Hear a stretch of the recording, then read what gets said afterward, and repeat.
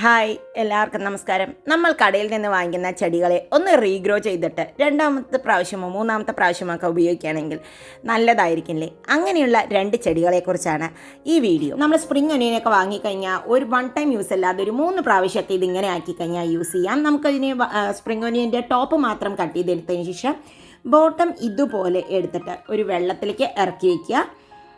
അപ്പോൾ അത് തനിയെ തന്നെ മുകളിലേക്ക് മുളച്ച് വരാൻ തുടങ്ങും. ഒരാഴ്ചയൊക്കെ ആകുമ്പോഴേക്കും നല്ലോണം മുളക്കിട്ട്. അപ്പം നമ്മൾ ഒരിക്കൽ സ്പ്രിംഗ് ഒനിയൻ വാങ്ങിക്കഴിഞ്ഞാൽ നമുക്ക് 2 or 3 ടൈംസ് ഇത് ഉപയോഗിക്കാം. ഇതിനെ വേണമെങ്കിൽ നിങ്ങൾക്ക് മണ്ണിലേക്കും എടുത്ത് വയ്ക്കാം. ഞാനിത് കുറച്ചൊന്ന് വലുതായി കഴിഞ്ഞാൽ മണ്ണിലേക്ക് വയ്ക്കാറുണ്ട്. അപ്പോൾ കുറേ പ്രാവശ്യം കൂടി ഉപയോഗിക്കാം കേട്ടോ.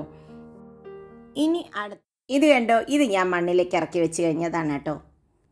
ഇനി അടുത്തതായിട്ട് പുതിനയുടെ ഇലയാണ് കേട്ടോ. അതെങ്ങനെയാണ് നമുക്ക് ഉണ്ടാക്കുക എന്ന് നോക്കാം. പുതിനയൊക്കെ വാങ്ങി നമ്മൾ ഫ്രഷായി ബോക്സിലൊക്കെ ഇട്ട് വെച്ച് കഴിഞ്ഞാൽ അതിൻ്റെ സ്റ്റെം ഇനി വെറുതെ കളയരുത് കേട്ടോ. നമുക്കൊന്നും കൂടി അതിൽ നിന്ന് കുറച്ച് ദിവസം കൂടി അതിൽ നിന്നുള്ളത് ഉപയോഗിക്കാൻ പറ്റും. അതിനായിട്ട് നമ്മൾ എടുത്തു കഴിഞ്ഞ് കഴിഞ്ഞാൽ നല്ല കട്ടിയുള്ള സ്റ്റെം എടുക്കുക.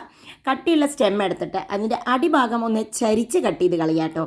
എന്നിട്ട് ആ മുള പൊട്ടുന്ന ഒരു 2 സ്റ്റെപ്പ് വിട്ടിട്ട്, താഴത്തേന്ന് മുളയ്ക്കില്ല, 2 സ്റ്റെപ്പ് വിട്ട് നമുക്ക് എഗെയിൻ ഇതിനെ കട്ട് ചെയ്ത് വെക്കാം. അടിയത്തിൽ നിന്ന് മുളയ്ക്കില്ല, ഈ സെക്കൻഡ് സ്റ്റെപ്പിൽ അവിടെ നിന്ന് മുളച്ച് തുടങ്ങും നമ്മുടെ. അപ്പം നമുക്കിതിൽ ഇങ്ങനെ മുളച്ച് വരുന്നതിന് വേണമെങ്കിൽ നിങ്ങൾക്ക് മണ്ണിൽ വെക്കാം. ഞാൻ ഇതിങ്ങനെ തന്നെ വെച്ചിട്ട് ഒരു 2 or 3 ആഴ്ച കൂടി ഞാനിങ്ങനെ ഉപയോഗിക്കാറുണ്ട്. അപ്പം നമുക്ക് പുതിന ചായയൊക്കെ ഉപയോഗിക്കുമ്പോൾ നല്ല പുതിന ടീ ഒക്കെ ഉണ്ടാക്കാൻ നല്ലതാണ്. അപ്പം പിന്നെ ഒരു കിച്ചണിൽ തന്നെ ഒരു സൺലൈറ്റ് ഉള്ള സ്ഥലത്ത് ഇടുകയാണെങ്കിൽ നിങ്ങൾക്ക് നല്ലൊരു ഫ്രഷ്നെസ്സും കിച്ചണിന് കിട്ടും. അത് കാണുമ്പോൾ തന്നെ ചെടി മുളച്ച് നല്ലവണ്ണം നിൽക്കുന്നത് കാണുമ്പോൾ തന്നെ നമുക്കൊരു ഫ്രഷ്നെസ് കിട്ടും. ആ വെള്ളത്തിൽ, അതായത് ഇതിൻ്റെ അടിഭാഗം മുങ്ങുന്ന വിധത്തിൽ വെള്ളത്തിലിടുക. ഒരുപാട് ഹൈറ്റിലേക്കല്ല വെള്ളത്തിലിടേണ്ടത്. പെട്ടെന്ന് തന്നെ അത് മുളച്ച് വരും. ഇത് ഞാൻ കുറച്ച് ദിവസം കഴിഞ്ഞ് വേര് വന്നപ്പോൾ മണ്ണിലേക്ക് ഇറക്കി വെച്ചാണ്. കണ്ടോ, നല്ല ഫ്രഷ് ആയിട്ടുള്ള പുതിനയില്ല. ഇനി വീട്ടിൽ തന്നെ ചെയ്യാം.